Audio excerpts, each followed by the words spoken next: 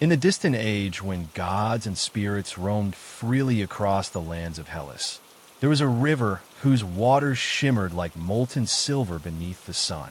This river bore the name Achelous, and from its depths rose a deity whose form was as fluid as the currents he ruled. He was known as Achelous, the eldest and mightiest of all river gods, son of Oceanus and Tethys, born in an era long before the counting of years, when the world was still young and the mountains had not yet worn their crowns of snow. It was in the time when heroes walked among mortals, and the songs of poets carried their deeds across valleys and seas. The tale begins upon a day when the sky glowed with the pale fire of dawn, and the winds whispered secrets to the olive groves that lined the banks of Achelous River.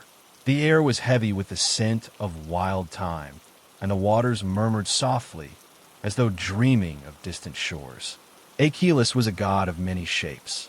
At times he appeared as a man crowned with reeds, his hair flowing like the river's tide, his voice deep and resonant, echoing through the gorges.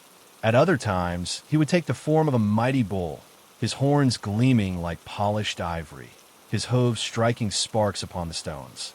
And when anger stirred within him, he would become a serpent, coiling with silent menace beneath the waves. Yet even gods are not free from desire, and Achelous longed for the hand of Deianira, a maiden whose beauty rivaled the blush of dawn. Her eyes held the calm of summer skies, and her voice was gentle as the rustle of leaves in the evening breeze.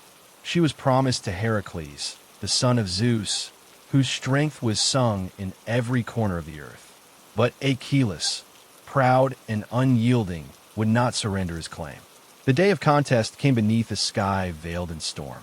Clouds gathered like armies upon the horizon, and the river swelled with restless fury, as though sharing its master's wrath. Upon the banks stood Heracles, his lion skin cloak darkened by rain, his club resting upon his shoulder like a fragment of thunder. Opposite him rose Achelous, his form towering, his eyes burning with the fire of immortal pride. The air trembled as they clashed. Achelous charged in the shape of a bull, his horns lowered like crescent moons of doom. Heracles met him with a roar that shook the hills, his arms like bands of iron as he seized the god by the neck. The earth groaned beneath their struggle, and the river lashed its waves against the shore, as though urging its lord to victory. But Achelous was cunning. Slipping from Heracles' grasp, he became a serpent, his scales glistening like emeralds in the stormlight. He coiled around the hero's limbs, seeking to crush his breath, his hiss mingling with the thunder's roar. Yet Heracles, indomitable, tore the serpent from his body and hurled it upon the ground, where it writhed in fury before dissolving into mist. Then Achelous took his final form, a bull once more, his strength redoubled by rage. They grappled upon the sodden earth, their bodies locked in a dance of death, until Heracles seized one of the god's horns and wrenched it from his brow with a cry that split the heavens. Achelous fell back, his blood mingling with the rain, and from his severed horn sprang a marvel.